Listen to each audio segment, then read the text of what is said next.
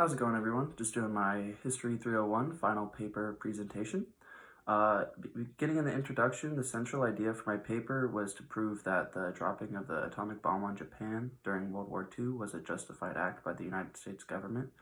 Some background info: at the height of the World War II, Japan was using their Bushido culture to never allow for surrender for any of their soldiers. So this would mean that they would either kill themselves before that they would be captured so that they would not be taken prisoner by the US, or they would try and kill themselves and as many other Americans as possible. This was known as being a kamikaze. So you were basically sent to die in an effort to kill as many Americans as you possibly could.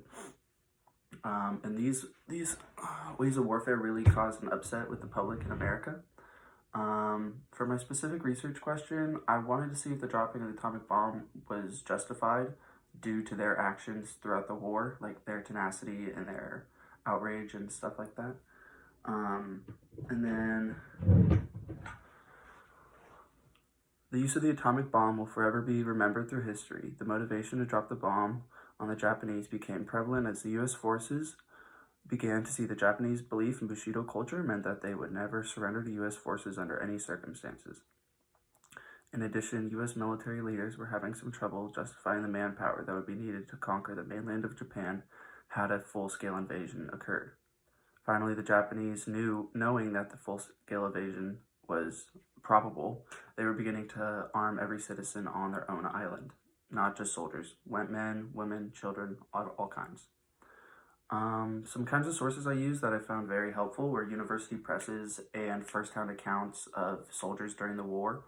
I think these were really helpful because they really showed what the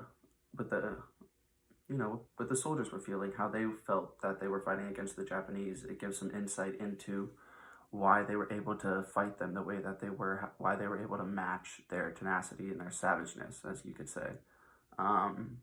Seeing things happen around you doesn't always, it numbs you to be able to do horrible things back to your enemy. And I think World War II was a great place for all of that to happen. A lot of evil in that war on both sides. Kind of one coming from the other, though, I would say for sure. Another valuable source that I had was the Tokyo Gazette newspaper article published on January 8th, 1941. This newspaper was an outline in a new field service code for Japanese Imperial Army soldiers. The newspaper basically stated the 7 subtitles of Bushido and how this was supposed to apply into their military. And basically each one is laying out: be ready to die for your country, be ready to die for the emperor at any moment's notice, be ready to be unified with your soldiers, and to just be ready for anything that could imagine, and be ready to sacrifice yourself for the greater being of the Empire of Japan at the time.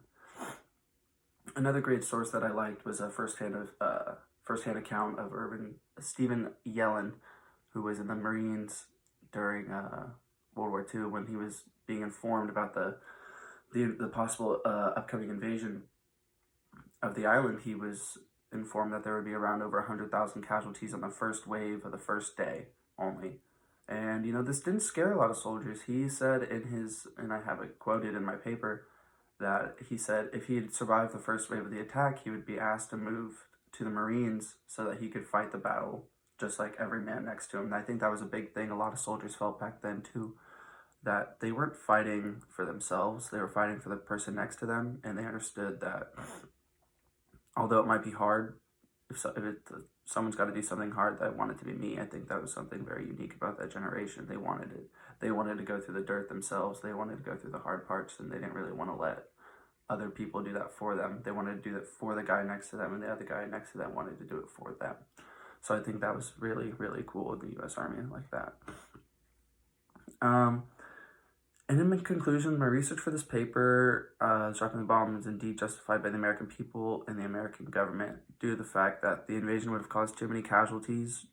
Truman didn't believe that Japan would have surrendered under any circumstances. It states this in his diaries, that although that the bombs were meant to be purely military targets, that he did not believe that the Japanese would surrender. So he knew that he would be killing some innocents while dropping these bombs, although that was not the point of the bombs. A question that I kind of came up with as I was writing the paper, I noticed that if the Japanese had not been so tenacious and so savage, you could say that the use of the bomb might have never happened had they been able to surrender like normal warfare.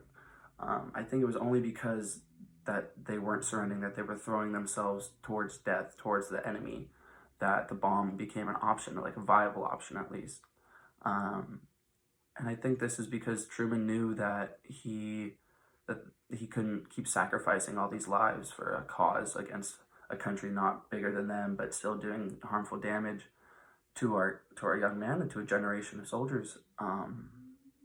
And after Truman decides to drop the bomb, you kind of never really see a large scale war like this again. I mean, we have Vietnam and we have Soviet types of wars, but a full scale world war never really happens again. And I partially think that's because the US getting to the atomic bomb first. I think it created a nuclear deterrent and ultimately mutual assured destruction for every nation that eventually gets a nuclear weapon. So I don't think the nuclear weapons will be used, but I also don't know. This war definitely really changed warfare for history forever. It's completely different now. There's a lot more technology, less conventional man-to-man fighting, and you just don't really see that as much anymore. Um, but yeah, my paper was fun to write, a challenge, and I'm pretty happy with how it came out and my sources and everything. All right, well, thank you very much.